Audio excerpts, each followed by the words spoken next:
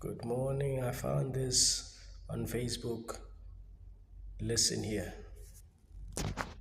Number one, we cannot talk about black men being in the home and being effective fathers if we don't have help black men address the economic crisis that they face.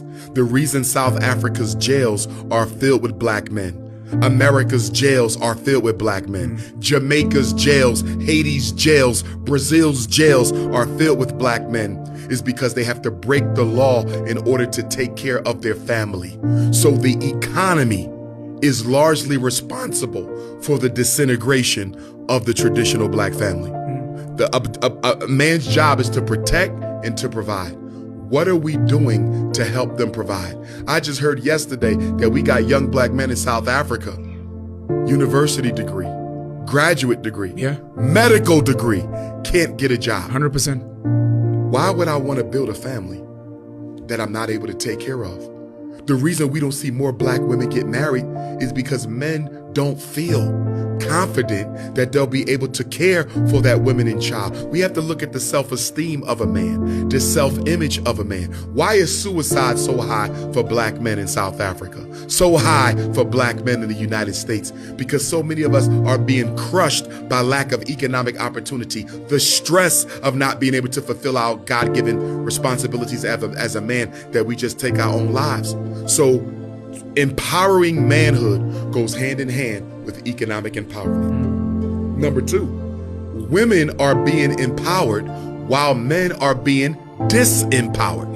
Feminism is coming in to convince black women that the reason you make more money than your counterpart is because he's a lazy, shiftless, worthless Negro. They're not telling our black women that South African society deliberately empowers the woman and deliberately disempowers the man. By the way, they do it all over the African world. Why?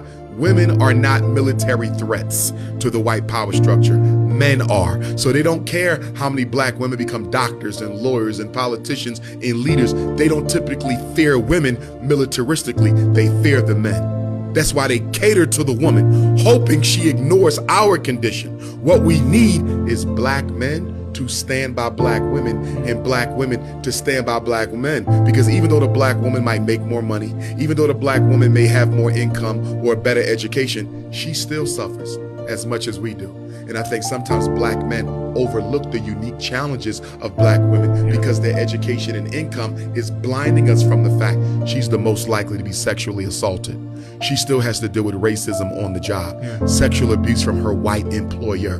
Black women struggle as much as we do. So it's not about the oppression Olympics. Who suffers more?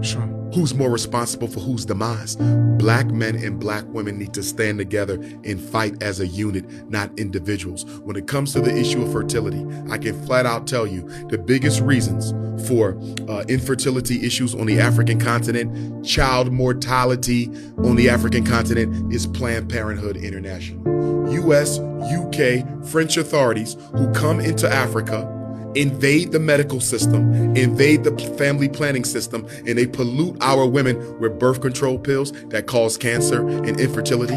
They give them vaccinations that cause cancer and infertility. They pay black women to get hysterectomies. You got people like Bill Gates, the United Nations, the Rockefeller Foundation that come into Africa and fund family planning programs that deliberately seek to reduce the population of African people. That's one of the biggest reasons for LGBTQ. That's one of the biggest reasons for LGBTQ. And I'm not against no homosexual or no lesbian. I love all African people, but I reserve the right to disagree with any lifestyle that threatens the survival of the traditional African family. LGBTQ is the new birth control pill. Why do I say that? Two men cannot reproduce. Two women cannot reproduce. And now they're even transgenderizing our children. Do you know what that means? They're manipulating and indoctrinating African children to undergo sexual surgery so they'll never be able to reproduce again.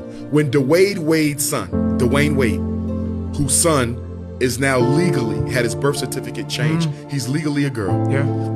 Hormone therapy. When he gets 30 years old and looks in the mirror and says, you know what? I don't like living like this no more. I want to go back to being what God made me, a man. I want to get a wife and I want to have children. We only got one problem, don't we?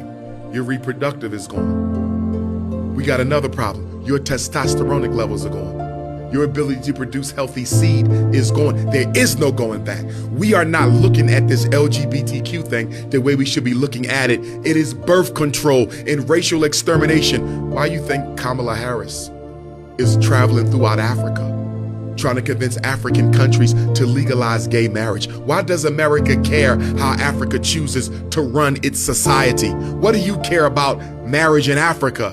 Because if we can invade African culture to the point where we can manipulate African children into same-sex relationships or outright transgenderism, which is the extermination of your bloodline, we can start predicting the reduction of the African population. They'll never be able to get rid of all African people, but they can damn sure make a dent in our numbers. But more than that, they can disrupt the natural, traditional, healthy, cultural way that we live our lives, build our families, and run our societies. LGBTQ is one of the greatest weapons of white supremacy against the survival of African people.